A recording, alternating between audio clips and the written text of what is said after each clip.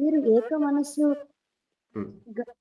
మీరు ఏక మనస్సుగా ప్రేమ ఏక భావము గలవారుగా ఉండుడి.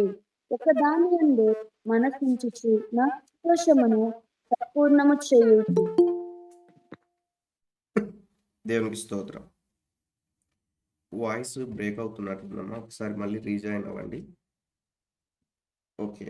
సో, ఇక్కడ లేఖన భాగాన్ని మనం పరిశీలించినప్పుడు, ఈ రెండో అధ్యాయంలో మరి ప్రేమ గురించినటువంటి విషయాలు, మరి అదే రీతిగా ఏకాత్మ అనేటువంటి విషయాలు, విధేయత అను వాటి ముఖ్యత్వమును మనం గమనిస్తాం. ఈ రెండో అధ్యాయంలో ప్రాముఖ్యంగా మరికొన్ని విషయాల్లో ప్రేమ, ఏక మనస్సు, విధేయత అను వాటికి ప్రాముఖ్యత గురించి ఈ లేఖన భాగాలు ఈ రెండో అధ్యాయంలో మరికొన్ని చిన్న చిన్న విషయాలు మనం నేర్చుకుంటాం. అయితే ఈ రెండో అధ్యాయము రెండో వచనంలో రాయబడినటువంటి మాటను మనం గమనిస్తే, మీరు ఏక మనస్కులగునట్లు ఏక ప్రేమ కలిగి ఏక భావము గలవారుగా ఉండి ఒక్కదాని యందే మనసుంచుచు నా సంతోషమును పరిపూర్ణము చేయుడి అన్న మాటను మనం చూస్తాం. వాస్తవానికి వారు ఆ పై అధ్యాయంలో మనం చూస్తే వారు ఎక్కడ కూడా ప్రభు విషయంలో కానీ, సేవకుని విషయంలో కానీ తొలగిపోయినట్లుగా కనిపించదు కానీ, బట్ అయినప్పటికీ కూడా ఈ అపోస్తలుడైనటువంటి పౌలు గారు సంఘము ఏ రీతిగా ఉండాలో, సంఘములో ఏ రీతిగా ఉండాలో అన్న విషయాన్ని తెలియచేస్తా ఉన్నారు. అందులో భాగంగా మనం జ్ఞాపకం చేసుకున్నట్లయితే, ఏక మనస్సు, ఏక ప్రేమ, ఏక భావం గలవారు అన్న మాటను మనం చూస్తాం. చెప్పండి, ఒకసారి మీకు కొన్ని ప్రశ్నలు అడగాలనుకుంటున్నాను. ఏక మనస్సు అంటే ఏంటి? ఏక మనస్సు అంటే ఏంటి?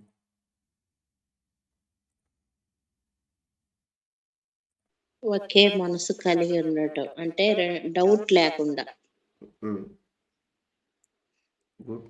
ఇంకా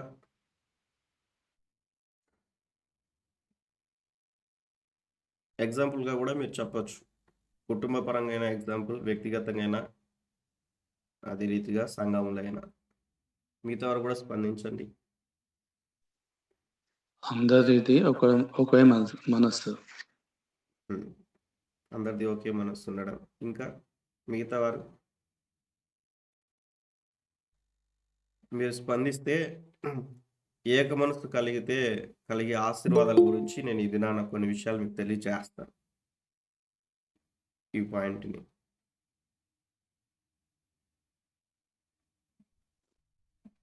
ఏక మనస్సు, ఏక ప్రేమ, ఏక భావం చెప్పండి. సంఘంలో సేవకులు చెప్పిన దానికి అది కూడా మనం కూడా అదే ఒక్క మనసుతో మనం ఆలోచించినప్పుడు దాన్ని ఏక మనసు అంటారు. ఒకే నిర్ణయానికి కట్టుబడి ఉండటం టెక్స్ట్ మెసేజ్ ద్వారా చూసాం. ఓకే, దేవునికి స్తోత్రం. మీరందరూ చెప్పిన సమాధానం ఒకటే. దేవునికి మహిమ కలుగును గాక. ఈ లేఖన భాగాన్ని మనం ధ్యానం చేసుకుందాం. నేను ప్రారంభిస్తా ఉన్నాను. ఈ రెండో అధ్యాయము రెండో వచనాన్ని ఈ దినాన్న మనం చూద్దాం. సమయం ఉన్నట్లయితే మరికొన్ని విషయాలు మనం చూద్దాం.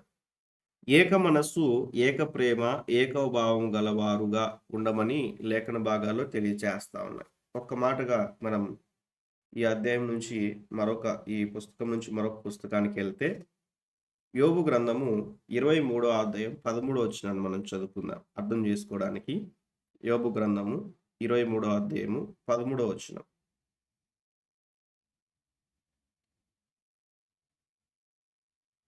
ఫాస్ట్గా చదవండి.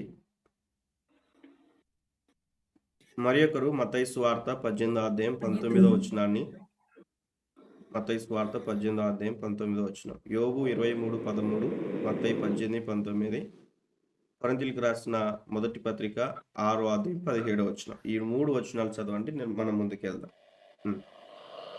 అయితే ఆయన ఏక మనస్సు గలవాడు, ఆయనను మార్చగలవాడేవాడు, ఆయన తనకిష్టమైనదేదో అదే చేయను. దేవునికి స్తోత్రం. ఇప్పుడు సహోదరి చదివారు, ఇప్పుడు అందరు కలిసి చదవండి. అన్మ్యూట్ చేసి ఈ మాటని, డిస్టర్బెన్స్ వచ్చినా పర్లేదు, అందరు కలిసి చదవండి. ఏక మనస్సు గలవాడు, ఆయన మార్చగలవాడు, ఆయన గలవాడు ఆయన కనిపెట్టును. దింపబడిన దానిని ఆయన నెరవేర్చును. దేవునికి స్తోత్రం. ఈ 23వ అధ్యాయం 13వ వచనంలో యోబు గ్రంథంలో అయితే ఆయన ఏక మనస్సు గలవాడు అన్న మాట మనం చూస్తాం. ఎవరు ఆయన అన్న మాటను చూస్తే దేవాది దేవుడు. ఆయనను మార్చగలవాడెవడు అన్న విషయాన్ని కూడా మనం చూస్తూ ఉంటున్నాం. అంటే దేవుడు ఏక మనస్సు కలిగిన వాడు అన్న మాటను మనం చూస్తూ ఉంటున్నాం. ఈ మాటను మనం గుర్తుంచుకోవాలి. ఆయన ఏక మనస్సు గలవాడు అన్న విషయాన్ని మనం చూడాలి. అంటే బైబిల్ అంతటిని కూడా మనం అర్థం చేసుకున్నప్పుడు ఫ్రమ్ ద బిగినింగ్ ఆది కాండం మొదలుకొని ప్రకటన గ్రంథము వరకు కూడా ఈ త్రిత్వంలో ఏకత్వమై ఉన్నటువంటి దేవుని మనం చూస్తాం. త్రిత్వంలో ఏకత్వమైన దేవుని చూస్తాం. ట్రినిటీ గురించి చెప్పడానికి ఇప్పుడు సమయం లేదు, బట్ మీరు అర్థం చేసుకున్నాను. తండ్రి అయినటువంటి దేవుడు మరి సృష్టిని అంతా కలుగచేసిన విధానంలో కావచ్చు, ప్రజల్ని నడిపించినటువంటి యొక్క ఉద్దేశంలో కావచ్చు, వీటన్నిటిని బట్టి తండ్రి అయినటువంటి దేవుడు కొనసాగబడినటువంటి కాలాన్ని మనం చూస్తాం. కుమారుడైనటువంటి దేవుడు యేసుక్రీస్తు ప్రభులు వారు ఈ లోకానికి వచ్చిన ఉద్దేశాన్ని కూడా మనం చూస్తే నా చిత్తము కాదు తండ్రి చిత్తము అంటే దేవుని యొక్క ఉద్దేశాన్ని దేవుని యొక్క చిత్తంలో ఏకీభవించినట్లుగా మనం చూస్తాం. ఏకీభవించినట్లుగా అదే రీతిగా పరిశుద్ధాత్మ దేవుడు ఈ యొక్క త్రిత్వంలో మనం గమనిస్తే గన ఎక్కడ కూడా వ్యతిరేకాన్ని మనం చూడం. తండ్రి కుమార పరిశుద్ధాత్మ దేవుడు ఏక మనస్సు కలిగినటువంటి విధానంను మనం చూస్తాం ఈ సందర్భాన్ని అర్థం చేసుకోవడానికి. అందుకే ప్రారంభంలో రాయబడినటువంటి మరి యెహోవా దేవుడుగా పిలువబడినటువంటి దేవాది దేవుడిని వ్రాయబడినటువంటి ఆ యొక్క కాలములో మనం చూస్తే వీటన్నిటికీ ఒక ఉద్దేశం ఉంది. ఆ ఉద్దేశాన్ని నెరవేర్చడానికి యేసుక్రీస్తు ప్రభులు వారు వచ్చారు. తన పనిని కొనసాగించిన తర్వాత పరిశుద్ధాత్మ దేవుడు అపోస్తల కార్యములో మనం చూస్తే సంఘం ప్రారంభ దినాన పరిశుద్ధాత్మ దేవుడు ఈ భూమి మీదకి వచ్చి మర్తి యొక్క హృదయంలోనికి వచ్చి ఆయన రాకడ వరకు తిరిగి మనలందరినీ కూడా తీసుకెళ్లేంత వరకు కూడా ఆయన యొక్క విషయాన్ని కూడా మనం చూస్తాం.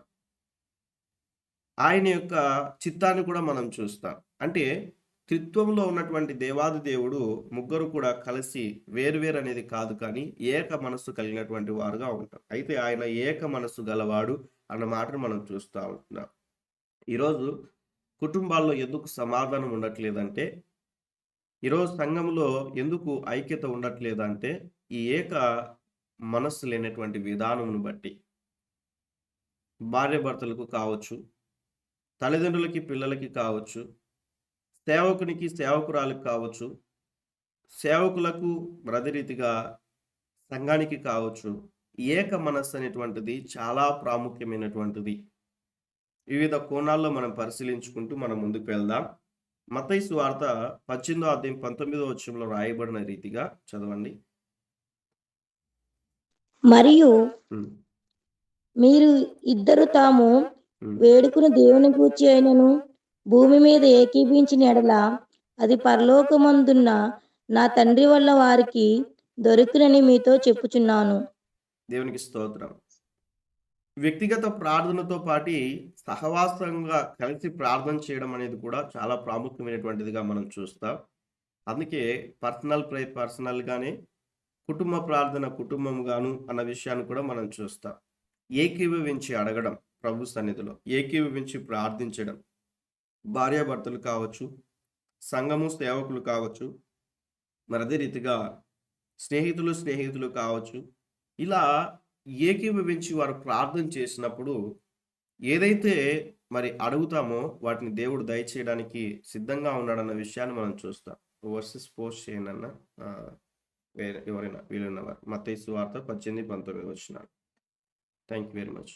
ఈరోజు కాదు, ప్రతిరోజు కూడా ఒకరైనా కూడా వర్సెస్ పోస్ట్ చేయండి. ఒకవేళ బోధించే వారి యొక్క వాయిస్ వినిపించుకోకున్నట్లయితే పక్కన రాసుకోవడానికి అనుకూలంగా ఉంటుంది, చూడడానికి అనుకూలంగా ఉంటుంది. మరొకసారి చదవండి అమ్మ ఈ మాటని. మరియు మీలో ఇద్దరు తాము వేడుకొని దేవుని గూర్చి అయినను భూమి మీద ఏకభించిన ఎడల అది పరలోకమందున తండ్రి వలన వారికి దొరుకునని మీతో చెప్పుచున్నాను. దేవునికి స్తోత్రం. ఇక భూమి మీద ఏకీభవించి అడిగినప్పుడు వాటిని పొందుకుంటామన్న విషయాన్ని మనం చూస్తాం. ఈ మాట గురించి ఎక్కువ వివరించడానికి కాదు గానీ, ఎగ్జాంపుల్‌గా మీకు తెలియజేస్తా ఉన్నాను. కొరింథీయులకు రాసిన మొదటి పత్రిక 6వ అధ్యాయము 17వ వచనం. 6:17. అటువలే ప్రభువుతో కలుసుకున్నవాడు ఆయనతో ఏకాత్మయ్యున్నాడు. దేవునికి స్తోత్రం. ప్రభువుతో కలుసుకున్నవాడు, దేవునితో కలిసిపోయిన వాడు ఏకాత్మై ఉన్నాడన్న మాటని కూడా మనం చూస్తా ఉన్నాం. ఎవరు వర్సెస్ పోస్ట్ చేయట్లేరు. నాకే రావట్లేదా? మీకు కూడా రావట్లేదా? సిగ్నల్ ఏదైనా ప్రాబ్లం ఉందా? ఏం లేదు కదా? స్పందించండి ఎవరైనా. నేను ఆ వర్సెస్ చూసినప్పుడు మరికొన్ని విషయాలు నేను మాట్లాడడానికి అనుకూలత ఉంటుంది. దేవునికి స్తోత్రం. అటువలే ప్రభువుతో కలుసుకొని వాడు ఆయనతో ఏకాత్మై ఉన్నాడు అన్న మాటని మనం చూస్తాం. ప్రభువుతో కలుసుకొనడం అంటే సహవాసంలో ఉండడం. సహవాసంలో ఉండడం. దేవునితో ఎక్కువగా సహవాసం చేస్తూ ఉండడం. అలా ఎప్పుడైతే మనం సహవాసం చేస్తామో దేవునితో ఏకాత్మ గల వారమై ఉంటామన్న మాటను మనం చూస్తాం. ఎగ్జాంపుల్‌గా మనం చూస్తే మనం ఎలా ప్రార్థన చేయాలో మనకు తెలియదు కానీ అన్న మాటను రోమీయులకు రాసిన పత్రిక 8వ అధ్యాయంలో మనం చూస్తాం. 34 అనుకుంటా. మాక్సిమం నేను ఎప్పుడు టాపిక్స్ తీసుకున్నా కూడా రోమా 8వ అధ్యాయం ఖచ్చితంగా టచ్ చేస్తాను. ఎందుకంటే చాలా ప్రాముఖ్యమైనటువంటి విషయం. ఈ రోమా 8వ అధ్యాయం. చూడండి, అటువలే ఆత్మయు మనం అన్న మాటను మనం చూస్తాం. 26వ వచనం చూడండి. త్వరగా. అటువలే ఉమ్, ఆత్మయు మన బలహీనతను చూచి సహాయము చేయుచున్నాడు. ఉమ్. ఎలయనగా మనము యుక్తము ఎలాగూ ప్రార్థన చేయవలెనో మనకు తెలియదు గాని ఉచ్చరింప శక్యము కాని మూలుగులతో ఆ ఆత్మ తానే మన పక్షమున విజ్ఞాపన చేయుచు. ఇక 2 విషయాలు మనం చూస్తాం. ఆ ఆత్మ అంటే ఏంటి దాని అర్థము? ఆ ఆత్మ మన పక్షముగా విజ్ఞాపనము చేయుచున్నామన్న విషయాన్ని మనం చూస్తాం. దేవుడి యొక్క ఆత్మను గురించిన విషయాలు మనం చూస్తాం. ఏకీభవించి ప్రార్థన చేసే విషయంలో పరిశుద్ధాత్మ దేవుడు ఏ రీతిగా మనకు సహాయపడుతున్నాడో మనం చూస్తూ ఉంటున్నాం. అదే రీతిగా ఇక్కడ కొన్ని విషయాల్లో మనం చూస్తూ వచ్చాం. ఏక మనస్సు అనేటువంటిది చాలా ప్రాముఖ్యమైనటువంటిది అని. ఎవరి జీవితాల్లో అయితే ఏక మనస్సు, ఏ కుటుంబంలో అయితే ఏక మనస్సు, ఏ సంఘంలో అయితే ఏక మనస్సు ఉంటుందో ఆ కుటుంబాలు, ఆ సంఘము ఆనందంగా ఉంటారు, సంతోషముగా ఉంటారు, సమాధానం కలిగి ఉంటారు, ఐక్యత కలిగి ఉంటారు. ఏక మనస్సు లేకుంటే ఐక్యత పని చేయదు. ఏక మనస్సు లేకుంటే సంతోషం ఉండదు. ఏక మనస్సు లేకోకుండా ఉన్నట్లయితే వివిధ రకాలైనటువంటి డిస్ప్యూట్స్ జరుగుతూ ఉంటాయి. ఫ్యామిలీస్లో కావచ్చు, వ్యక్తిగతంగా కావచ్చు. ఇవన్నీ కూడా మనకు సర్వసాధారణంగా మనం అనేకల మంది జీవితాల్లో మన కళ్ళ ముందర ప్రతిరోజు కూడా నిత్యం కూడా మనం చూస్తూ ఉంటాం. అయితే ఈ దినాన ఈ లేఖన భాగాన్ని ఉద్దేశించి ఎందుకు అపోస్తలుడైనటువంటి పౌలు గారు ఈ మాటను తెలియచేస్తా ఉన్నారు? వారు అప్పటికే ప్రభువులో అంత ఆసక్తి కలిగి సువార్త విషయంలో అన్ని విషయాల్లో కూడా దేవుని యొక్క సన్నిధిలో వివిధ కోణాల్లో దేవునికి సమీపంగా ఉన్నప్పటికీ కూడా అపోస్తలుడైనటువంటి పౌలు గారు వారికి తెలియచేస్తున్నటువంటి మాటను మనం చూస్తూ ఉంటున్నాం. ఏక మనస్సులగునట్లు ఏక ప్రేమం కలిగి ఏక భావం గలవారై ఉండి అన్న మాటను మనం చూస్తూ ఉంటున్నాం. ఒక్క దాని యందే మనస్సుంచుచు నా సంతోషం పరిపూర్ణము చేయుడి అన్న మాటను మనం తెలియచేస్తా ఉన్నాం. అయితే ఈ దినాన ఒక 7 ఉపయోగాలను మీకు తెలియచేస్తాను. ఏక మనస్సు కలిగి ఉన్నట్లయితే కలిగే ఆశీర్వాదాలు ఏంటి? ఏక మనస్సు కలిగినప్పుడు ఇప్పటి వరకు మనం చూసాం ఆయన ఏక మనస్సు గలవాడని. ఇప్పుడు మనం చూద్దాం కొన్ని విషయాలు. 6:05 అయిపోయింది. 25 మినిట్స్లో మనం కొన్ని విషయాలు మనం నేర్చుకుందాం. ఏక మనస్సు నోట్ చేసుకోనండి. ఏక మనస్సు కలిగిన వారికి కలిగే 7 ఆశీర్వాదాలు. 7 ఆశీర్వాదాలు మీ ముందు ఉంచాలని నేను ఇష్టపడతా ఉన్నా. మొదటి ఆశీర్వాదం ఏంటంటే కొరింథీయులకు రాసిన 2వ పత్రిక 13వ అధ్యాయము 11వ వచనం. కొరింథీయులకు రాసిన 2వ పత్రిక 13వ అధ్యాయం 11వ వచనం. తుదకు సహోదరులారా, సంతోషించుడి, సంపూర్ణులయ్యుండుడి, ఆదరణ కలిగియుండుడి, ఏక మనస్సు గలవారయ్యుండుడి, సమాధానముగా ఉండుడి. ప్రేమ సమాధానములకు కర్తయగు దేవుడు మీకు తోడయుండును. దేవునికి స్తోత్రం. ఈ మొదటి ఆశీర్వాదం ఏంటంటే, ఈ వచ్చిన ఆధారంగా మనం నేర్చుకున్నప్పుడు, సంఘములో ఏక మనస్సు కలిగి ఉన్నప్పుడు దేవుడు తోడై ఉంటాడన్నమాట. దేవుడు తోడై ఉంటాడు. కుటుంబాల్లో ఏక మనస్సు కలిగి ఉన్నప్పుడు దేవుడు తోడై ఉంటాడు. దేవునితో మనం సరైన సహవాసం చేస్తున్నటువంటి సమయంలో దేవుడు తోడై ఉంటాడు.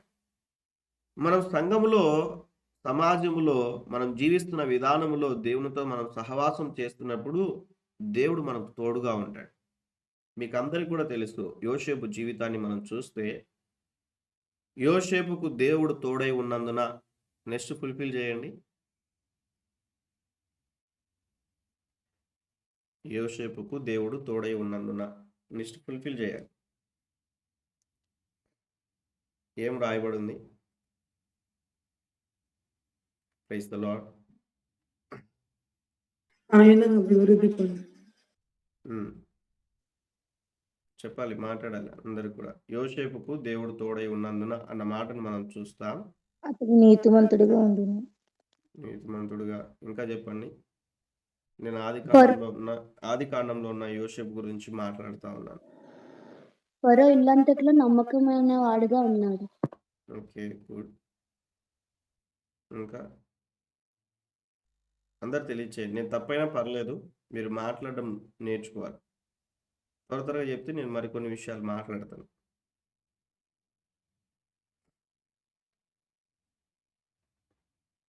దేవుడు యోసేపుకు తోడై ఉన్నందున, many times I discuss this word.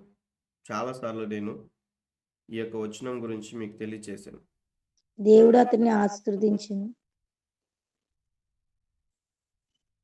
దేవుడు అతన్ని ఆశీర్వదించును. ఒక్కొక్కరు ఒక పాయింట్ చెప్పారు. వాక్యంలో ఉన్న భాగంగా ఏది కరెక్ట్గా నేను తీసుకోవాలి? దర్శనము నెరవేరింది. Okay, good. మీరందరూ కూడా మంచిగా సమాధానం తెలియచేస్తా ఉన్నారు. దేవునికి మహిమ కలుగునుగా.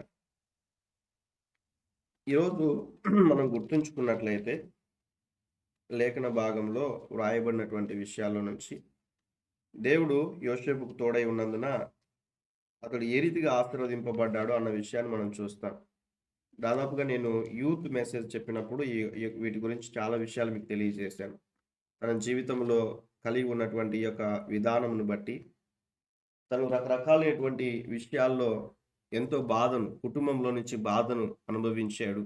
సొంత అన్నదమ్ముల ఎదుటి నుంచి తన బాధను అనుభవించినప్పుడు, ఐగుప్తీయులకి బానిసత్వంలోనికి అప్పగింపబడినప్పుడు, ఇలా రకరకాలైనటువంటి పరిస్థితుల్లో తను జీవించినప్పటికీ, చేయని తప్పుకు కూడా శ్రమను అనుభవించినప్పటికీ జైలుకి వెళ్ళిపోయాడు. అక్కడ కూడా ఎన్నో విధానాల్లో శ్రమలను మనం చూస్తాం. ఎన్ని పరిస్థితులు వచ్చినప్పటికీ కూడా దేవునితో సహవాసం విషయంలో ఎక్కడ కూడా ఆయన వెనుకంచ వేయలేదు. అందుకే దేవుడు యోసేపుకు తోడై ఉన్నాడు కాబట్టి తను ఆశీర్వదింపబడినట్లుగా మనం చూస్తాం. సంఘము ఏక మనస్సు కలిగి ఉన్నప్పుడు దేవుడు తోడై ఉంటాడు. దేవుడు తోడై ఉన్నప్పుడు మన జీవితాల్లో ఎన్ని శ్రమలు వచ్చినప్పటికీ కూడా మనము తట్టుకోగలుగుతాం. క్రైస్తవులకు శ్రమలు వస్తాయా రావా? మాట్లాడండి. వస్తాయండి. వస్తాయా రావా? ప్రభుని విశ్వసిస్తే శ్రమలు వస్తాయా రావా? మాట్లాడండి. వస్తాయి. అయితే ఇక్కడ మనం అర్థం చేసుకోవాలి, నీతిమంతునికి కలుగు ఆపదలు అనేకములు. ఒకటి కదా, అనేకములు. మాట్లాడాలి అందరూ కూడా. రెండు కదా, అనేకములు. అనేకములు. బట్ వాటన్నిటి నుంచి దేవుడు ఏం చేస్తాడంట? తప్పించును, విడిపిస్తాడు. కాబట్టి లేఖన భాగాన్ని మనం పరిశీలించుకుందాం.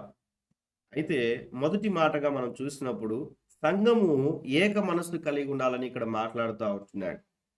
సంతోషించుడి, పరిపూర్ణులయుండుడి, ఆదరణ కలిగి ఉండుడి అన్న మాటని మనం చూస్తూ ఏక మనసు గలవారయుండుడి, సమాధానముగా ఉండుడి అన్న పాయింట్లో ఒక మాటను మనం చూస్తూ ప్రేమ సమాధాన కర్తకు దేవుడు మీకు తోడై ఉండును అన్న విషయాన్ని మనం చూస్తా ఉంటున్నాం. మన ఆత్మీయ జీవితాల్లో మనం పరిశీలించుకున్నప్పుడు ఏక మనస్సు అనేటువంటిది చాలా ప్రాముఖ్యమైనటువంటిది సంఘములో అన్న మాటని మనం చూస్తాం. ఏక మనస్సు అనేటువంటిది, అందుకే ప్రార్థన చేసేటప్పుడు కూడా మనం చేస్తాం, ఎక్కడ ఇద్దరు ముగ్గురు కూడి ఆయన నామమును స్తుతించి ప్రార్థిస్తారు అక్కడ ఆయన ఉంటాడని, ఆయన తోడై ఉంటాడని ప్రార్థనలు కూడా మనం చేస్తాం. అయితే మనం ఎప్పుడు కూడా ఆలోచింప చేయాల్సినటువంటి విషయం ఏంటంటే, సంఘములో ఐక్యత అనేటువంటిది విశ్వాసులకి మధ్య ఐక్యత అనేటువంటిది కూడా చాలా ప్రాముఖ్యమైనటువంటిది. సేవకులకి విశ్వాసులకి ఐక్యత అనేటువంటిది కూడా చాలా ప్రాముఖ్యమైనటువంటిది. కొన్నిసార్లు ఎక్కడైనా కూడా కుటుంబ ప్రార్థనలు పెట్టినప్పుడు వాళ్ళని పిలవండి ప్రార్థనకి అని పిలిచినప్పుడు వాళ్ళు మాతో మాట్లాడరండి, వాళ్ళు మా ఇంటికి రారండి. ఒకే సంఘానికి వెళ్తున్న వారే, విశ్వాసంతో ఉన్నటువంటి వారే, రక్షింపబడినటువంటి వారే, ప్రభువులో పాలివారై ఉన్నటువంటి వారే, ఒకే సంఘానికి వెళ్తున్నటువంటి వారే, ఒకే సంఘంలో పాలివారై ఉండి కమ్యూనియన్ బల్లారాధనలో పాల్గొంటున్నటువంటి వారే చేస్తున్నటువంటి క్రియల గురించి మీకు తెలియజేస్తా ఉన్నా. సమాధానం లేదు, ఐక్యత లేదు, ఏక మనస్సు లేదు, ప్రభు ప్రేమను కలిగి లేనటువంటి పరిస్థితిని మనం చూస్తాం. బట్ ఈరోజు మనం గుర్తుంచుకోవాలి, ఎప్పుడైతే ఏక మనస్సు కలిగి ఉంటామో సంఘములో దేవుడు తోడై ఉంటాడన్న విషయాన్ని మనం చూస్తా ఉన్నాం. ఎప్పుడైతే వ్యక్తిగతంగా మనము దేవునితో ఏక ఆత్మ కలిగి ఉంటామో దేవుడు మనకు తోడై ఉంటాడు. ఎగ్జాంపుల్గా యోసేపు సింగిల్గా ప్రభు కొరకు జీవించినట్టుగా మనం చూస్తాం. సంఘం అంతా కూడా ప్రభు కొరకు ఏక ఆత్మ గలవారే అన్న మాటని అపోస్తుల కార్యంలో కూడా మనం చూస్తాం. వారు కలిసి ప్రార్థన చేసినప్పుడు పరిశుద్ధ ఆత్మ దేవుడు దిగి వచ్చినట్లుగా లేఖన భాగాల్లో మనం చూస్తాం. రెండవ మాటగా మనం చూస్తే అపోస్తుల కార్యము 5వ అధ్యాయం 12వ వచనం. అపోస్తుల కార్యం 5వ అధ్యాయం 12వ వచనం. రెండవ ఆశీర్వాదం గురించి మనం చూద్దాం. ప్రజల మధ్య అనేకమైన సూచక క్రియలను మహత్కార్యములను అపోస్తుల చేత చేయబడుచుండెను. మరియు వారందరూ ఏక మనస్కులై సొలొమోను మంటపములో ఉండిరి. దేవునికి స్తోత్రం. వారందరూ కూడా ఏక మనస్కులై అన్న మాటని మనం చూస్తూ ఉంటున్నాం. రెండవదిగా మనం అర్థం చేసుకున్నట్లయితే ఏక మనస్సు అనేటువంటిది ఎప్పుడైతే కలిగి ఉంటారో ప్రజల మధ్య అనేకమైనటువంటి సూచక క్రియలను మహత్కార్యములను అపోస్తుల చేత చేయబడుచుండెను. వై? బికాస్ ఎందుకంటే వారు ఏక మనస్కులై ఉన్నారన్న విషయాన్ని మనం చూస్తా ఉంటాం. ఈరోజు మనం అర్థం చేసుకున్నప్పుడు ఎప్పుడైతే కుటుంబాల్లో ఏక మనస్సు ఉంటుందో, భార్యాభర్తల మధ్య, పిల్లలు తల్లిదండ్రుల మధ్య, సంఘములో సేవకులకి అదే రీతిగా విశ్వాసులకి మధ్య ఏక మనస్సు కలిగి ఉన్నప్పుడు ఆ సంఘములో అద్భుతాలు జరుగుతాయి, ఆ కుటుంబంలో అద్భుతములు జరుగుతాయి, ఆ వ్యక్తిగత జీవితంలో అద్భుతములు జరుగుతాయి అన్న విషయాన్ని మనం చూస్తాం. కాబట్టి మనం వ్యక్తిగతంగా ఎగ్జాంపుల్గా మనం తీసుకుంటే పేతురు ఒక ప్రసంగము ద్వారా 3,000 మంది రక్షింపబడినట్లుగా మనం చూస్తాం. అది కన్నా ఎక్కువే అర్థం చేసుకోవడానికి. వ్యక్తిగతంగా అద్భుతమా కాదా? ఒక మెసేజ్ చెప్తే 3,000 మంది రక్షింపబడడం అద్భుతమా కాదా? చెప్పాలి. అద్భుతమే. అద్భుతం, ఆశ్చర్యం కదా. ఎగ్జాంపుల్గా చెప్తున్నాను మీకు. అద్భుతంగా ఉంది. ఒక సేవకుడు ఎగ్జాంపుల్గా చెప్తాను, మీరు ఆన్సర్ చేయండి. క్రొత్త నిబంధనలో సేవకుడు అలా వెళ్తుంటే నీడబడి కూడా స్వస్థత పొందుతారు. ఎవరు ఆ సేవకుడు? మాట్లాడాలి. పేతురు. నీడ పడినప్పటికీ కూడా స్వస్థత జరిగింది. అద్భుతమా కాదా? పేతురు నీడ పడగానే స్వస్థత జరుగుతుంది. అద్భుతమే కదా. అద్భుతమా కాదా? ప్రార్థన చేస్తున్నప్పుడు, విశ్వాసులు ప్రార్థన చేస్తున్నప్పుడు దయ్యముల నుంచి విడుదల పొందుతా ఉన్నారు. అద్భుతమా కాదా? మాట్లాడాలి. ఎగ్జాంపుల్గా మీకు కొన్ని కోణాల్లో మీకు తెలియచేస్తా ఉన్నా. అద్భుతం. విశ్వాసములు ఏకాత్మ కలిగి రక్షింపబడిన కుటుంబాల కొరకు ప్రార్థన చేస్తా ఉంటే, ఒక చోట ప్రార్థన చేస్తా ఉంటే ఒక చోట అద్భుతం జరుగుతుంది. అద్భుతమా కాదా? అద్భుతమే. అర్థం చేసుకోవాలి లేఖన భాగాన్ని. సంఘము ఆసక్తితో ప్రార్థన చేస్తున్నటువంటి సమయంలో మనం గమనిస్తే, ఎప్పుడైతే సంఘం అత్యాసక్తితో వారు ప్రార్థన చేస్తా ఉన్నారో ఎక్కడ అద్భుతం జరిగింది? చెరసాల్లో. చెరసాలలో అద్భుతం జరిగింది. దేవునికి మహిమ కలుగును గాక. ఎక్కడ ప్రార్థన చేస్తా ఉన్నారు వాళ్ళు? ఎక్కడ అద్భుతం జరిగింది? ఏకీభవించి ప్రార్థన చేసినప్పుడు, ఏకీభవించి అడిగినప్పుడు, ఏకీభవించి ప్రభు సన్నిధిలో ముందుకెళ్ళినప్పుడు అద్భుతాలు మనం చూడగలుగుతాం. దేవునితో సహవాసం లేకోకుండా, ఏకాత్మ కలిగి లేకోకుండా ఉన్నట్లయితే అద్భుతాలు మనం చూడలేం. ఎగ్జాంపుల్‌గా చూడండి, మెనీ ఫోన్ కాల్స్ వస్తాయి. ప్రార్థన చేయగా ఫోన్‌లో ప్రార్థన చేసినా కూడా ఎక్కడో ఉన్నవారు అద్భుతాలు పొందుకుంటున్నారు. ఎన్నో మిరాకిల్స్ మనము చూడగలుగుతా ఉన్నాం మన కళ్ళ ముందర. మన చెవులతో మనం వినగలుగుతున్నాం. అవునా కదా? ఎందుకు ఈ మాట తెలియచేస్తా ఉన్నానంటే, ఎవరైతే ఏక మనస్సు కలిగి ఉంటారో మొదటి మాటలో మనం నేర్చుకున్నాం, దేవుడు వారికి తోడై ఉంటాడు. సమయమును బట్టి నేను కుదించి చెప్తా ఉన్నాను, అర్థం చేసుకున్నాను. మీకు ఇంకా దేవుడు కొన్ని విషయాలు ఇస్తే కొంచెం గ్యాప్ వదులుకొని అక్కడ మీరు మరికొన్ని విషయాలు పొందుపరుచుకొని మీరు నోట్ చేసుకోవచ్చు. రెండోదిగా మనం చూస్తే అద్భుతములు జరిగిస్తాడన్న విషయాన్ని మనం చూస్తా ఉన్నాం. ఏక మనస్సు కలిగినటువంటి వారి జీవితాల్లో దేవుడు అద్భుతములను, సూచక క్రియలను, మహత్కార్యములను తెలియచేస్తాడన్న విషయాన్ని మనం చూస్తాం. మహత్కార్యములను దేవుడు జరిగిస్తాడు. మూడవదిగా మనం అర్థం చేసుకున్నప్పుడు అపోస్తుల కార్యం 1వ అధ్యాయం 14వ వచనం. 1వ అధ్యాయం 14వ వచనం. త్వరగా చదవండి. వీరందరూ వీరితో కూడా కొందరు స్త్రీలను, యేసు తల్లియు మరియయు ఆయన సహోదరులను ఏక మనస్సుతో ఎడతెగక ప్రార్థన చేయుచుండిరి. మూడవది మాటగా మనం అర్థం చేసుకున్నప్పుడు వీరందరూ కూడా ఏక మనస్సుతో ప్రార్థన చేసుకున్నట్లుగా మనం చూస్తా ఉన్నాం. ఎప్పుడైతే ప్రార్థన చేస్తా ఉన్నారో అక్కడ ఒక విషయాన్ని మనం నేర్చుకోవాలి.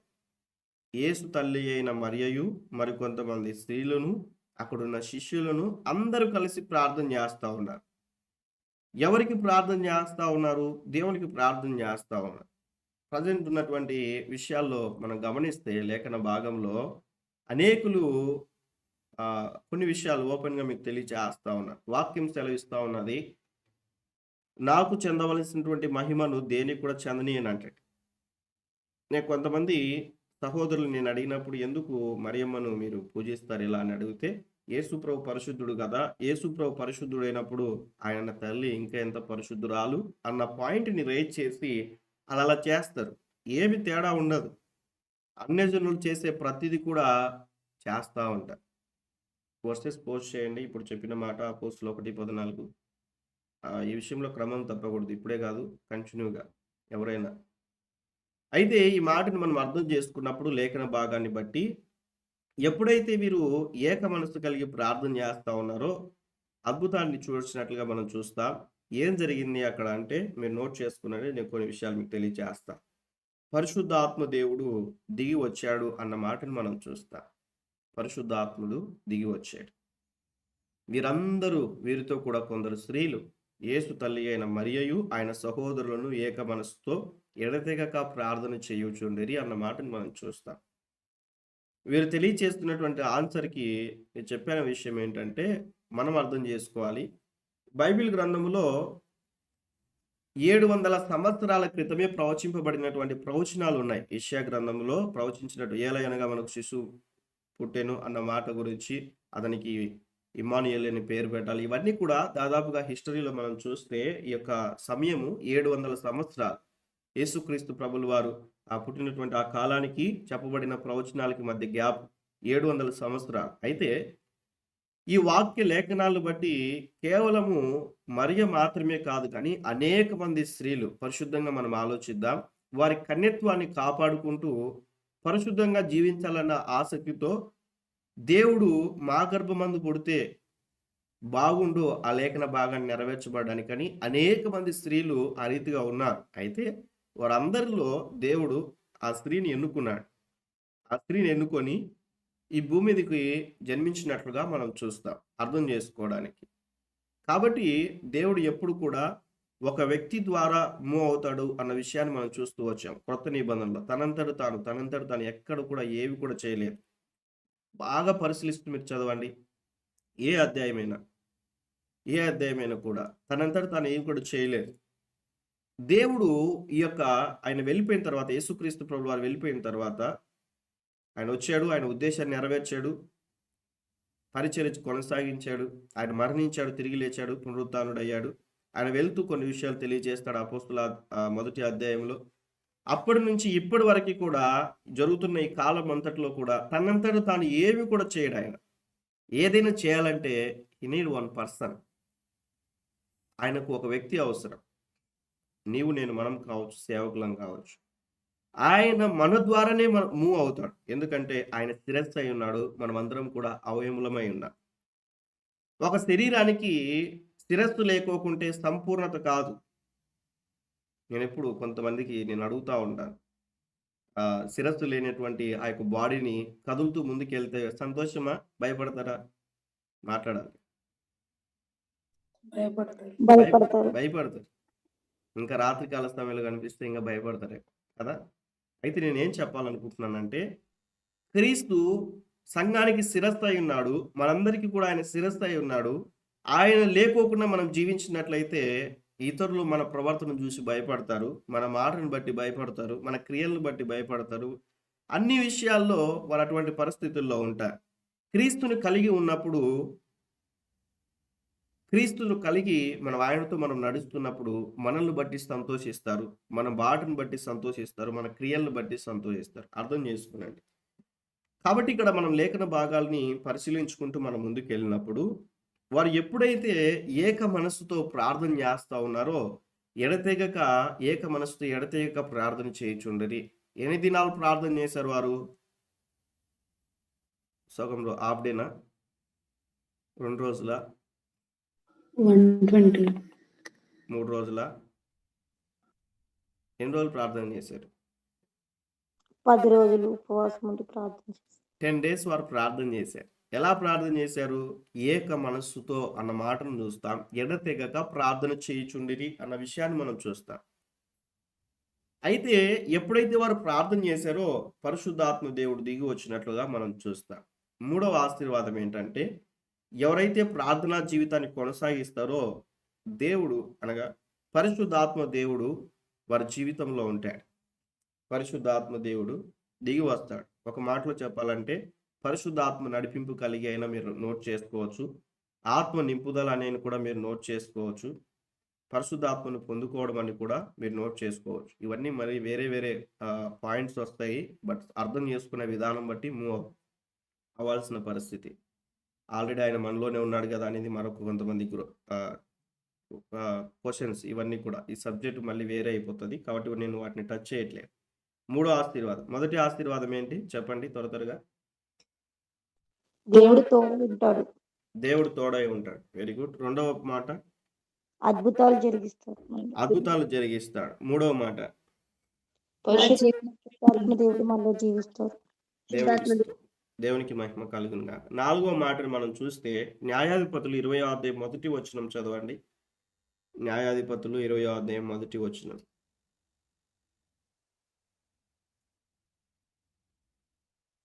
త్వరగా. అంతటా ఇశ్రాయేలీయులందరూ బయలుదేరి దాను మొదలుకొని బెయేర్షెబా వరకు గిలాదు దేశము వరకు వారి సమాజము ఏక మనసు కలిగి మిస్పాలో యెహోవా సన్నిధిని కూడిరి.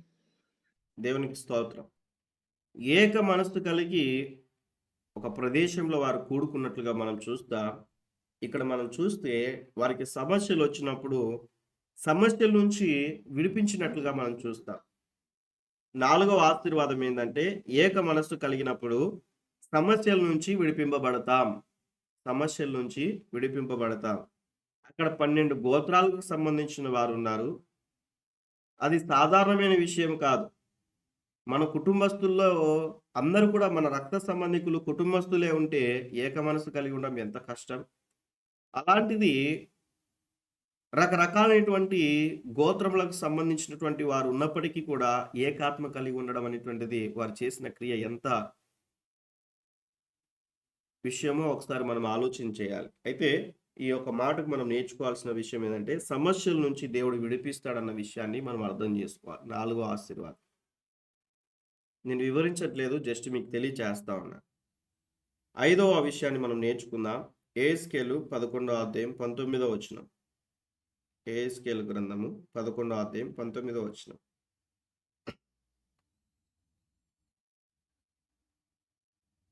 యెహెజ్కేలు గ్రంథం 11వ అధ్యాయం 19వ వచనం.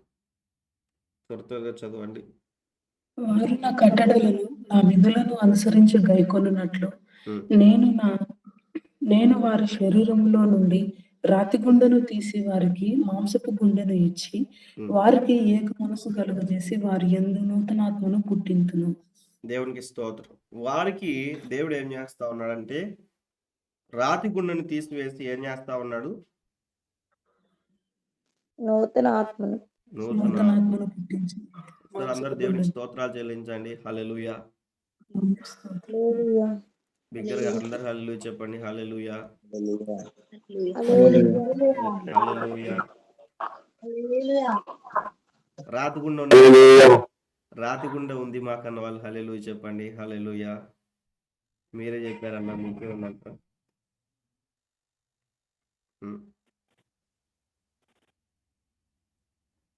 చెప్పండి.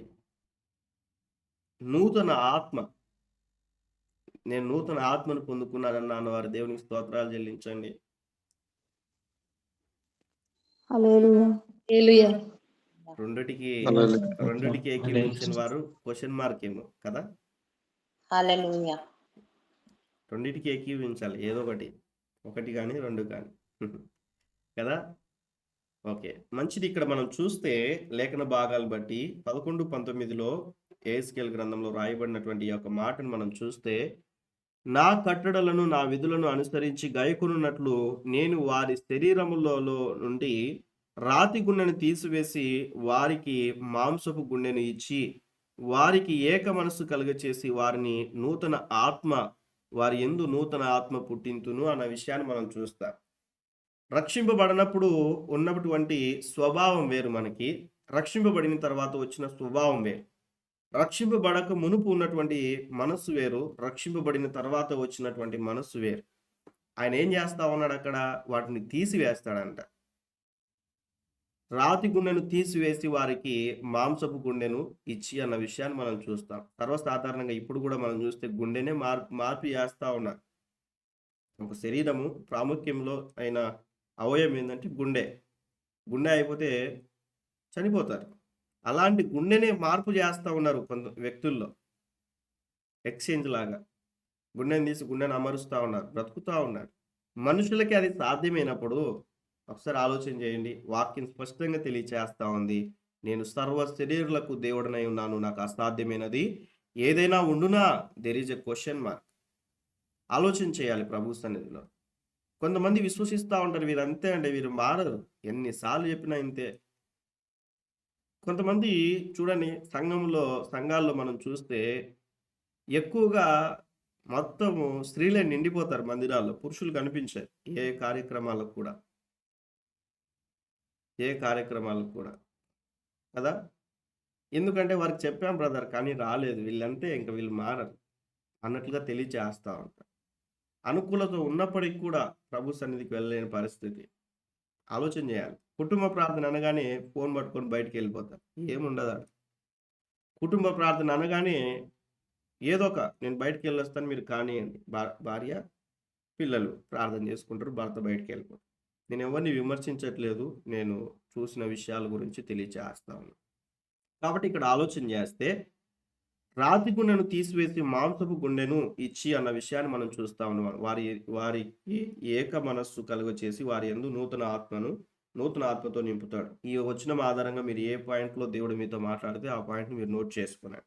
రాతి గుండెను తీసివేస్తాడనో, లేకుంటే ఏక మనస్సు కలిగినప్పుడు నూతన ఆత్మను పుట్టిస్తాడనో మీరు నోట్ చేసుకోవచ్చు.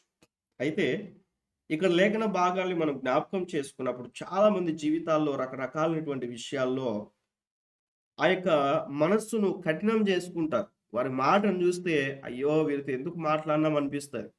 మాట్లాడే విధానం, ప్రవర్తించే ప్రవర్తన జీవితం వీటన్నిటిని బట్టి. కాబట్టి కఠినత్వం అనేటువంటిది, కఠినమైనటువంటి మనస్సు అనేటువంటిది ఒక క్రైస్తవుడుగా, ఒక క్రైస్తవురాలుగా మనం కలిగి ఉండడానికి వీల్లేదు. బ్రదర్ వీళ్ళకి చెప్పినా వేస్ట్ బ్రదర్ అంటారు.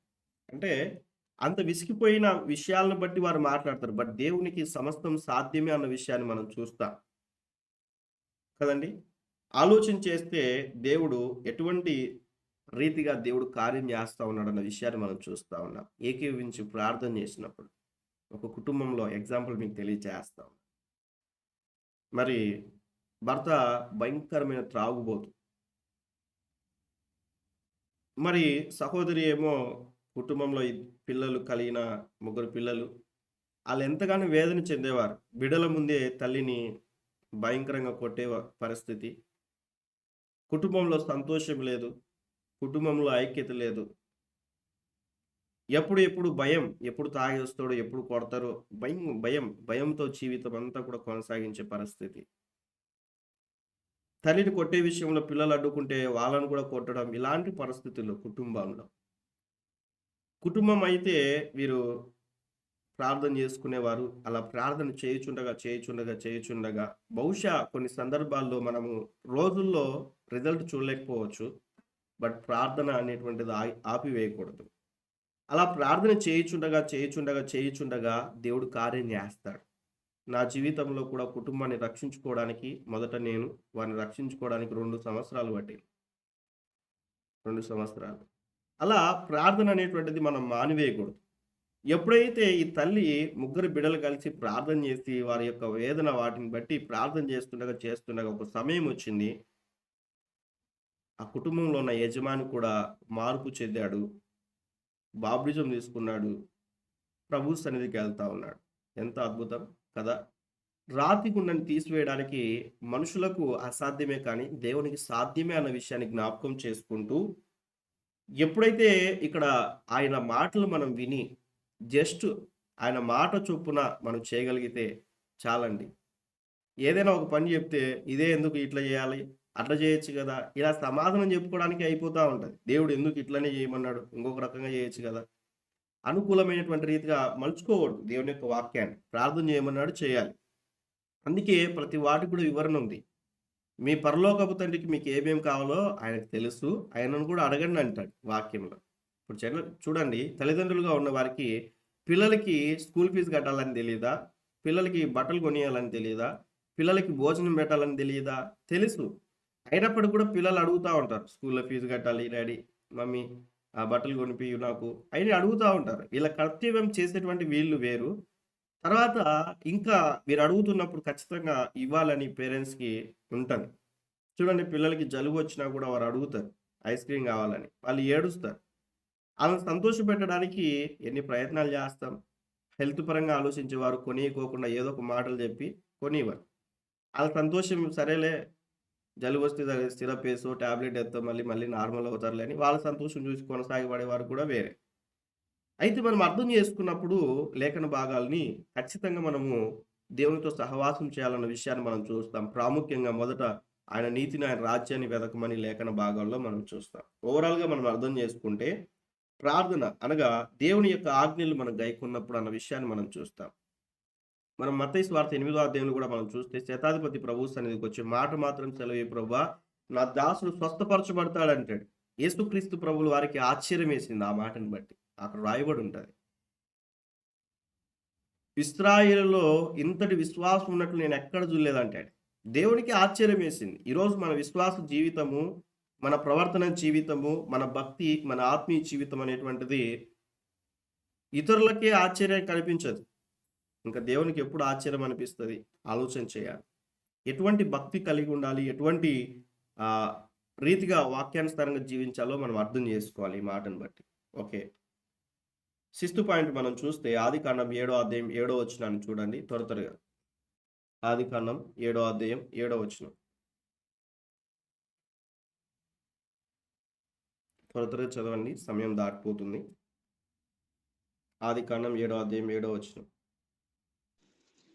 అప్పుడు నోవాహును అతనితో కూడా అతని కుమారులను అతని భార్యయు అతని కోడండ్రులను ఆ ప్రవాహ జలములను తప్పించుకొనుటకై ఆ ఓడలో ప్రవేశించిరి. దేవునికి స్తోత్రం. హల్లెలూయా చెప్పండి. Praise the lord. త్వరగా ప్రైజ్ ద లార్డ్.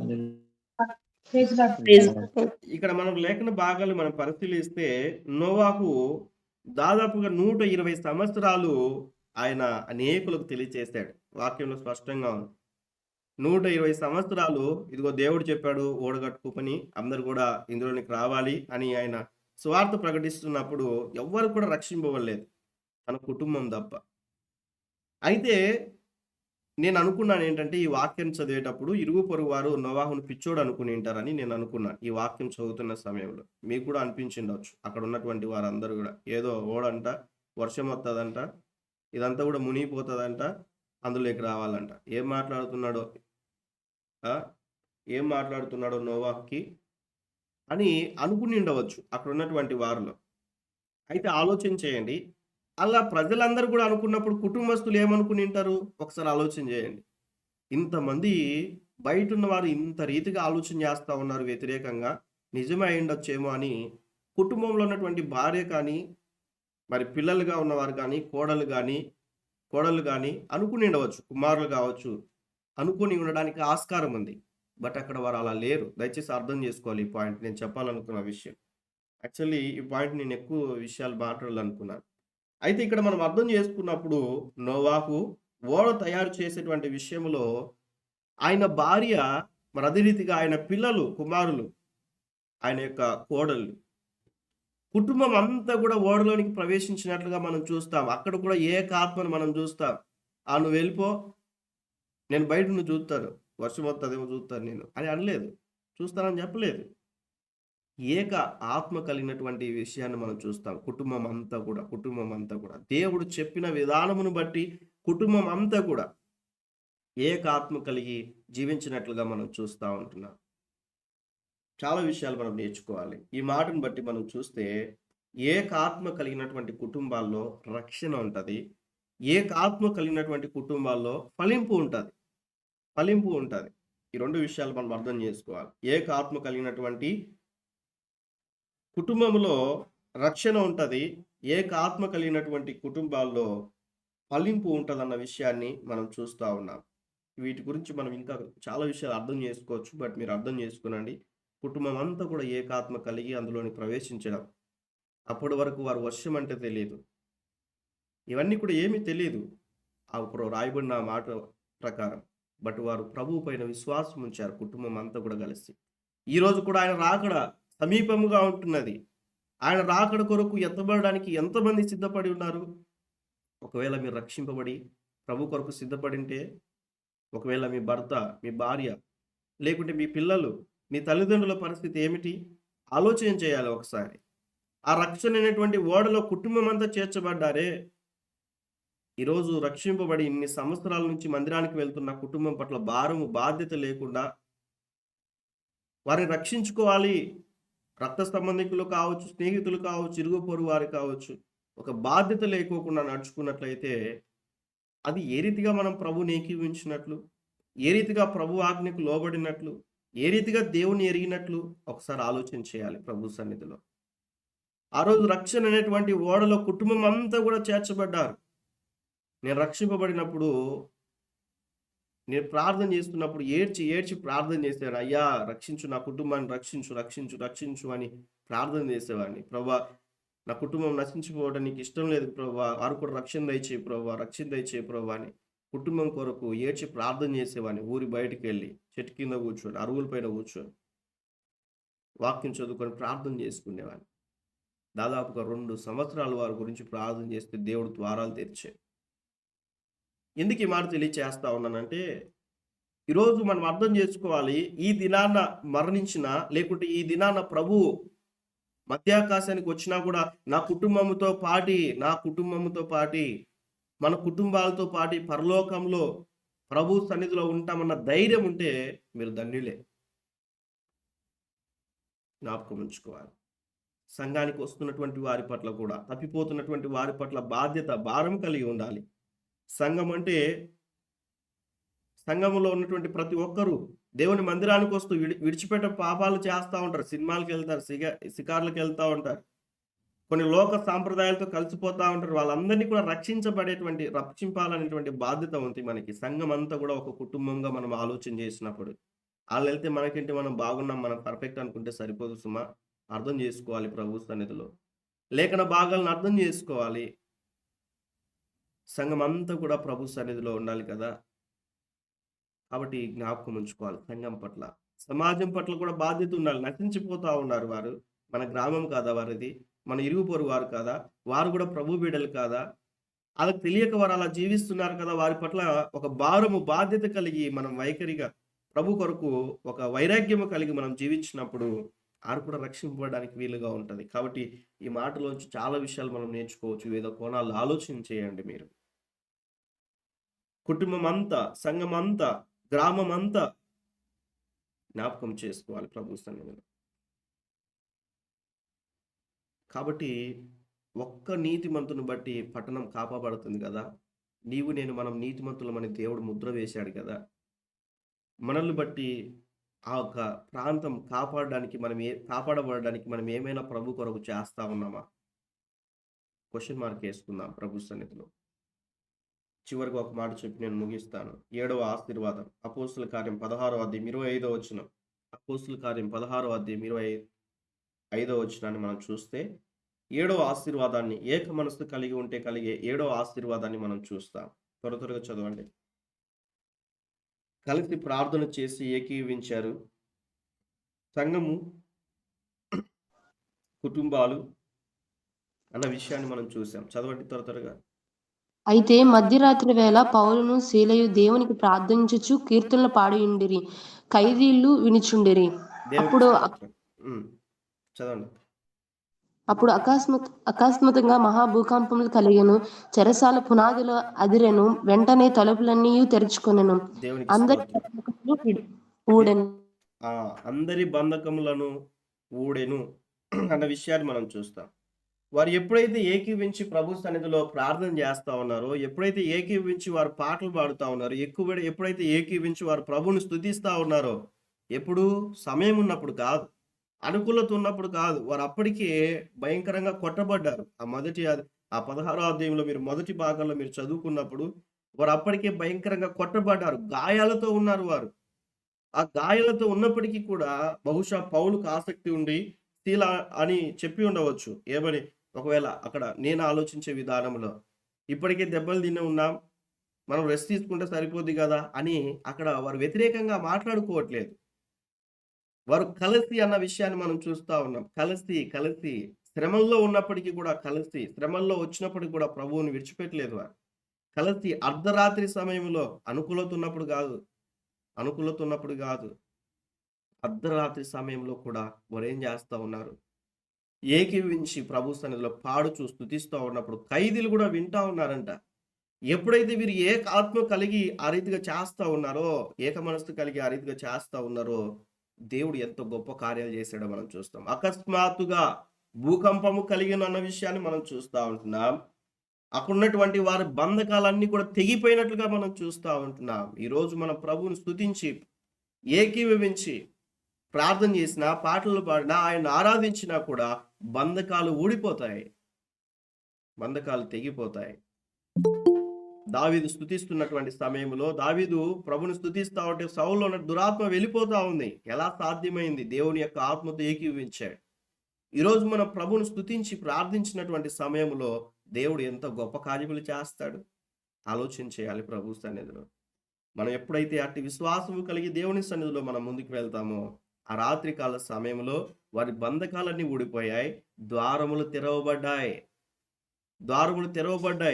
ఈరోజు అపవాది ఏ యొక్క బంధకాలైతే కుటుంబాల్లో, ఏ బంధకాలైతే వ్యక్తిగత జీవితాల్లో, ఏ బంధకాలైతే సంఘంలో పెడుతున్నాడో, ఏకీవించి ప్రభు సన్నిధిలో పాటలు పాడి దేవుని స్తుతిస్తూ ప్రార్థన చేయగలిగినట్లయితే ఆ బంధకాలన్నీ తెగిపోతాయి, దేవుడు ద్వారాలు తెరుస్తాడన్న విషయాన్ని మనం ఆలోచన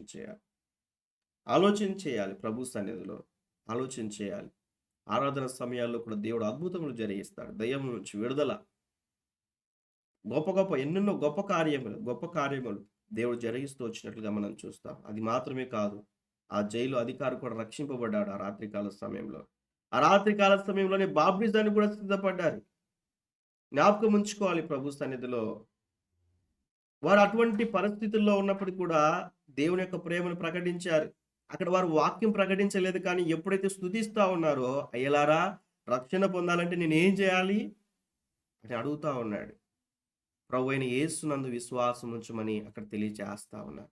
అక్కడ ముందు సువార్త కూడా చెప్పలేదు, పాటలు పాడారంతే, దేవుణ్ణి ఆరాధించారంతే. ఎంత గొప్ప కార్యాలు జరిగాయి కలిసి చేసినప్పుడు. ఈరోజు గుర్తుంచుకోవాలి ప్రభు సన్నిధిలో, ఏకాత్మ కలిగి మనం జీవించినట్లయితే, కుటుంబాల్లో, సంఘములో, సమాజములో దేవుని కొరకు మనం జీవించినట్లయితే, దేవునితో ఏకీభవించి మనం జీవించినట్లయితే ఎన్ని అద్భుతాలు మనం చూస్తాం. జ్ఞాపకం ఉంచుకోవాలి. ఈరోజు ఒక్కరికైనా సువార్త చెప్పలేని పరిస్థితి.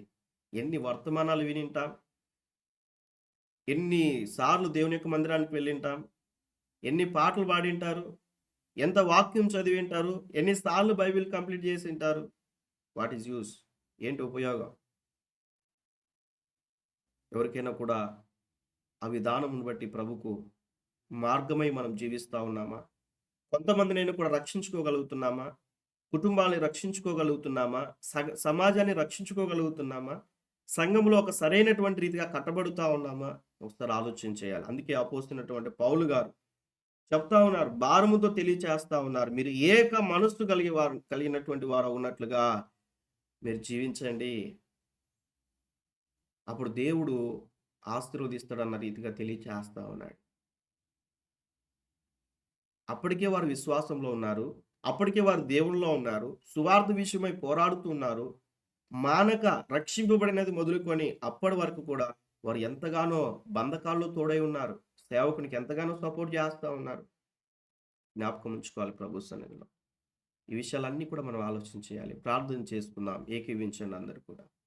మీరు ఎక్కడున్న ఏ స్థలంలో ఉన్నా కూడా మొదటిగా దేవుడు మాట్లాడుతూ వచ్చాడు, ఏక మనస్సు కలిగినటువంటి వారికి కలిగే ఆశీర్వాదాలు దేవుడు తోడై ఉంటాడని. నిజంగా దేవుడు తోడై ఉన్నప్పుడు మన జీవితాల్లో ఎంత ఆశీర్వాదం. రెండవదిగా మనం చూస్తూ వచ్చాం, దేవుడు అద్భుతములు చేస్తాడని.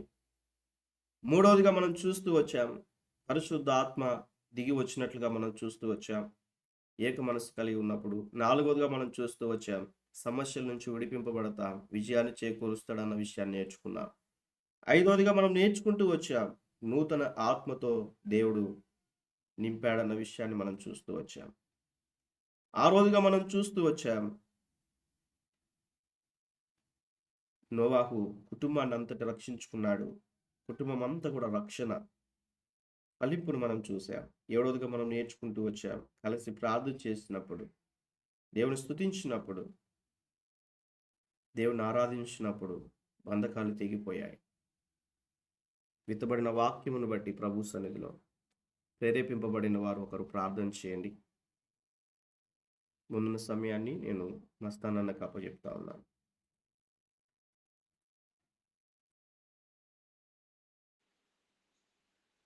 Praise lord. చెప్పిన వాక్య భాగాన్ని బట్టి ప్రభు సన్నిధిలో ప్రేరేపించబడిన వారు ప్రార్థించాలని ప్రభు పేరిట మనం చేస్తున్నాం.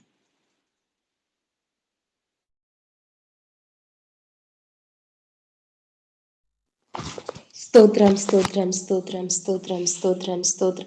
మహాపరిశుద్ధుడా, మహోన్నతుడా, జీవాధిపతి నీకు వందనాలు ప్రభా. నాయన మా గొప్ప స్నేహితుడా నీకు వందనాలు తండ్రి. యేసయ్యా నాయన, ఇదిగో ప్రభా గడిచిన దినములని కాచి కాపాడి ప్రభా తండ్రి, ఇదిగో ప్రభా ఈ నూతన దినము నాయన తండ్రి, మొదటి నాయన ఈ ఆత్మీయ ఆహారాన్ని బట్టి నాయన తండ్రి ఎంతగానో కృతజ్ఞతాస్తుతులు తెలియజేసుకుంటున్నాం ప్రభా. నాయన తండ్రి, మాకు వినగల చెవులు, గ్రహించగల మనస్సును మాకు అనుగ్రహించిన విధానాన్ని బట్టి మీకు వందనాలు ప్రభా. నాయన ఇదిగో నాయన తండ్రి, యేసయ్య ఈ ఉదయకాల సమయంలో ఎంతో మంచిగా నాయన తండ్రి మేము నాయన నీ వాక్యాన్ని విని ప్రభా అర్థం చేసుకుని ఉన్నాం ప్రభా. దేవ ఏక మనసు కలిగి ఉండటం ద్వారా ఎన్నో దేవ తండ్రి ఆశీర్వాదం నాయన తండ్రి ఈరోజు మేము తెలుసుకుని ఉన్నాం ప్రభా. అందుని బట్టి మీకు వందనాలు తండ్రి. యేసయ్య నిజంగా ప్రభా తండ్రి, ఎక్కడ కొన్నిసార్లు ప్రభా తండ్రి ఏక మనసు కలిగి ఉండటం నాయన తండ్రి ఫెలోషిప్ లేకుండా ప్రభా ఎన్నో ఆత్మలు ప్రభా నశించిపోతున్నాయి ప్రభా తండ్రి. ఈ సమయంలో దేవ తండ్రి ఈ వాక్యం మాకు నాయన తెలియజేసిన విధానాన్ని బట్టి మీకు వందనాలు తండ్రి. మీకు స్తోత్రములు తెలియజేసుకుంటున్నాం ప్రభా. ప్రతి సంఘములో ప్రభా తండ్రి ఏక మనసు కలిగి ఉండేలాగా సహాయం చేయమని దేవా తండ్రి మిమ్మల్ని అడుగుతున్నాం ప్రభా తండ్రి. ఎక్కడ కూడా ప్రభా తండ్రి యేసయ్య నాయన తండ్రి యేసే వాదనలు కానీ ప్రభా తండ్రి యేసే ఒకరినొకరు నన్ను నిందించుకోవడం కానీ ఎటువంటి నాయన దారుణాలు జరగకుండా సహాయం చేయమని మిమ్మల్ని అడుగుతున్నాం ప్రభా. దేవా నీవు ఎలాగైతే ఏక మనసు కలిగి ఉన్నావో ప్రభా అట్టి మనసు మాకు కూడా దయచేయమని తండ్రి యేసయ్య మిమ్మల్ని బ్రతిమలాడుకుంటున్నాం ప్రభా యేసయ్య. ఇదిగో ప్రభా ఎంతోమంది కుటుంబాల్లో ప్రభా తండ్రి రక్షణ లేదు ప్రభా తండ్రి యేసయ్య. దేవా నోవాహు కుటుంబాన్ని ఎలాగైతే నాయన తండ్రి రక్షించినావో ప్రభా తండ్రి, ఇదిగో ప్రభా అన్యజనులుగా పిలువబడుతున్న వారిని కూడా తండ్రి యేసయ్య నాయన తండ్రి మీరు రక్షించుకోమని దేవా తండ్రి యేసయ్య మేము బ్రతిమలాడుకుంటున్నాం ప్రభా. ఇదిగో నాయన తండ్రి యేసయ్య మీరు ఇచ్చిన నాయన తండ్రి ఆత్మవరములు మేము ఉపయోగించుకుంటాం ప్రభా. మంచి దేవా అద్భుత కార్యములు చేసే విధంగా సహాయం చేయమని దేవా తండ్రి మిమ్మల్ని అడుగుచున్నాం ప్రభా. దేవ పరిశుద్ధాత్మ నడిపింపు ప్రతి ఒక్కరికి మీరు అనుగ్రహించమని ప్రభా. ప్రతి ఒక్కరు దేవ వారి స్వకీయ ఆలోచనలతో కాకుండా ప్రభా నీ ఆలోచనలతోని ప్రభా నీ నడిపింపు ద్వారా నాయన నడిపించమని ఈ దినము నాయన తండ్రి మిమ్మల్ని బ్రతిమలాడుకుంటున్నాం ప్రభా యేసయ్య.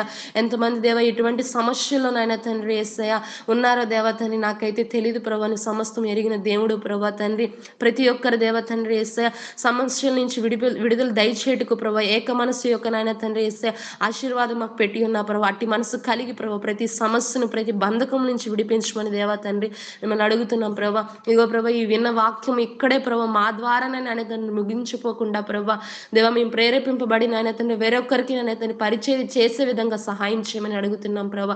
రక్షింపబడిన మేము దేవ తండ్రి ఊరకనే ఉండకుండా ప్రభా తండ్రి యేసయ్య మేము అనేక మంది ఆత్మలు కట్టే విషయంలో ప్రభా భారము కలిగి మేము ఉండుటకు సహాయం చేయమని అడుగుతున్నాం తండ్రి. మీకు వందనాలు యేసయ్య నాయన తండ్రి. ఎంతో మంది దైవజనులు నాయన మా ముందు పెట్టి ఉన్నావు తండ్రి. వారి జీవితాలు మాకు నాయన తండ్రి ఎగ్జాంపుల్ గా పెట్టి ప్రభా తండ్రి యేసయ్య వారిలాగా మమ్మల్ని జీవించమని మరి ఇదిగో ప్రభా మాకు ముందుగా నన్ను మాదిరిగా నీవు ఉన్నావు ప్రభా. నిన్ను పోలి మేము నడుచుకుంటూ సహాయం చేయమని అడుగుతున్నాం తండ్రి. ఎవరైతే తండ్రి యేసయ్య రాత్రి హృదయం కలిగి ఉన్నారో ప్రభా తండ్రి అటు హృదయములు తీసి నాయన తండ్రి నూతన ఆత్మ నాయన తండ్రి దయచేయమని నాయన తండ్రి మిమ్మల్ని వేడుకుంటున్నాం ప్రభా. మీకు వందనాలు యేసయ్య నాయన తండ్రి మరొకసారి మీరు జ్ఞాపకం చేసుకోండి ప్రభా. ఈ 7 ఆశీర్వాదములు నాయన తండ్రి ప్రతి ఒక్క విశ్వాస జీవితంలో ప్రభా తండ్రి పని చేయులాగా సహాయం చేయమని అడుగుతున్నాం ప్రభా. నాయన విని మేము నాయన తండ్రి ఫలించేవారుగా దేవ తండ్రి ఇవి అన్వయం చేసుకోవడానికి సహాయం చేయండి ప్రభా. మీకు వందనాలు. మొదట మేము నాయన తండ్రి వీటిని అన్వయించుకుంటూ ప్రభా వేరే ఒక్కరికి చెప్పే విధంగా సహాయం చేయమని ప్రభా. ఇదిగో ప్రభా ఈ వాక్యము నాయన తండ్రి సెలవిచ్చిన ప్రభా అన్నను కూడా మీరు జ్ఞాపకం చేసుకోమని ప్రభా నాయన తండ్రి యేసయ్య వారికి కూడా నాయన ఇంకును నాయన పరిచయంలో గొప్పగా వాడుకోమని మిమ్మల్ని అడుగుచున్నాం తండ్రి. మీకు వందనాలు. ఇగో ప్రభా ఈ యొక్క నాయన కాన్ఫరెన్స్ లో ఉన్న ప్రతి ఒక్కరిని మీరు పేరు పేరుని జ్ఞాపకం చేసుకోమని ప్రభా. అందరికీ ఏక మనస్సు నాయన తండ్రి కలిగి ఉండేలాగా నన్ను నడిపించమని అడుగుతున్నాం ప్రభా. ఈ దినము నాయన తండ్రి ప్రతి ఒక్క పని పట్ల మీరు తోడై ఉండండి నా తండ్రి యేసయ్య. ప్రతి విషయంలో ప్రభా విజయం దయచేయమని ప్రభా. అపవాదిని నాయన తండ్రి ఎదిరించే శక్తిని నాయన తండ్రి సామర్థ్యం నాయన అనుగ్రహించమని ప్రభా. నాయన నశించిపోతున్న ఆత్మలు కట్టే నాయన భారం కలిగి మేము ఉండేలాగా సహాయం చేయమని అడుగుతున్నాం ప్రభా. ఇదిగో ప్రభా మా కుటుంబాల్లో కూడా దేవ తండ్రి యేసయ్య మేము భారం కలిగి దేవ తండ్రి ఏక మనసుతో ప్రార్థించే అవకాశం దయచేయమని మా కుటుంబాల్లో కూడా తండ్రి రక్షణ కలగజేయమని అడుగుతున్నాం తండ్రి. మీకు వందనాలు ప్రభా. మీరు నాయన తండ్రి యేసయ్య ఈ వాక్యాన్ని ప్రతి ఒక్కరి జీవితంలో ఫలింపజేయమని ప్రభా. ఎవరిని కూడా ఈ వాక్యాన్ని మర్చిపోకుండా ప్రభా మా హృదయం మన పలక మీద నాయన తండ్రి రాసుకొని ప్రభా అనుదినము దాన్ని జ్ఞాపకం చేసుకొని ప్రభా తండ్రి యేసయ్య ఇంకను నాయన తండ్రి నీకు సమీపంగా ఉట్టుకు కృప చూపించమని మీరు సమస్త మహిమ ఘనత ప్రభావం పొందుకోమని నా ప్రియుడైన యేసుక్రీస్తు నామములో ఈ ప్రార్థన అడిగి వేడుకుంటున్నాం నా పరమ తండ్రి. ఆమేన్. ఆమేన్. ఆమేన్. మన పరమతమైనటువంటి దేవుని ప్రేమ, కుమారుడైనటువంటి యేసుక్రీస్తు ప్రభుల వారి యొక్క కృప, పరిశుద్ధాత్మ దేవుడైనటువంటి అన్యోన్య సన్నిధి సహవాసం ఈ ఉదయకాల సమయంలో ప్రభు సన్నిధిలో ఏకీవించిన ప్రతి ఒక్కరికి వాక్యం ఉన్న ప్రతి ఒక్కరికి వాక్యానుసారంగా